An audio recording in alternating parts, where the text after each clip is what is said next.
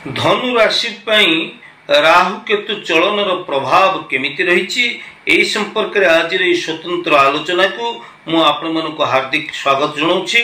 ज्योतिर्विद सूर्य प्रिय दर्शक बंधु आम जाचे 29 मे 2025 रिख रात्र 1:18 समय रे राहु ग्रह पूर्वाभाद्र नक्षत्र कुंभ राशि को आसुथिला बेले ठीक यही दिन यही समय रे उत्तरा फाल्गुनी नक्षत्र सिंह राशि को केतु ग्रह चलन होगा जाउछंती। राहु केतु गोटे राशि रे 18 मास अवस्थान करिथांती। तेणु 29/5/2025 रु 5 डिसेम्बर 2026 पर्यंत यही राहु केतु ग्रह आमर जे राशि परिवर्तन करिसेंती।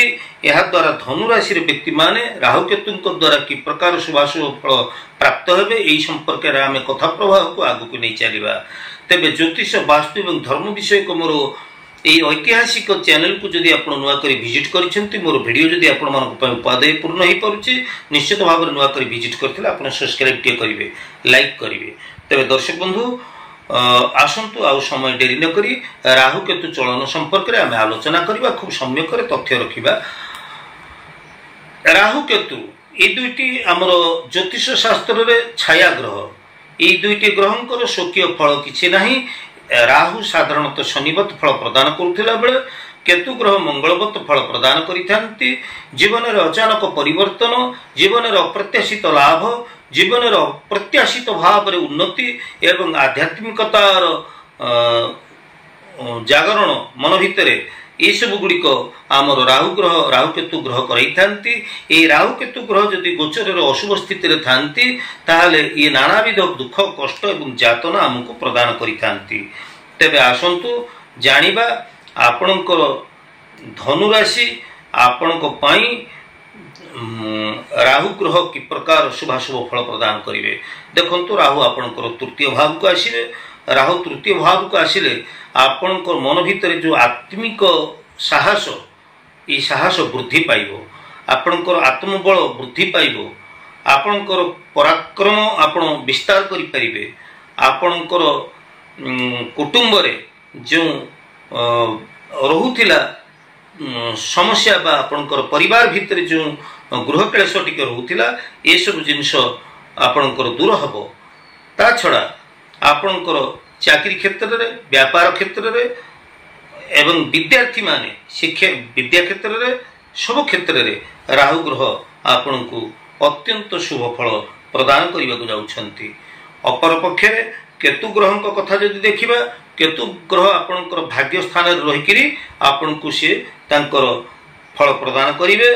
फल रे आपनकर भाग्य बेश सहायक हबो। दीर्घ दिन रो आशा अभिलाषा आपणकर पूर्ण हबो। केतु ग्रह आपणक भितर आध्यात्मिकता प्रति रुचि बढ़ाई देबे।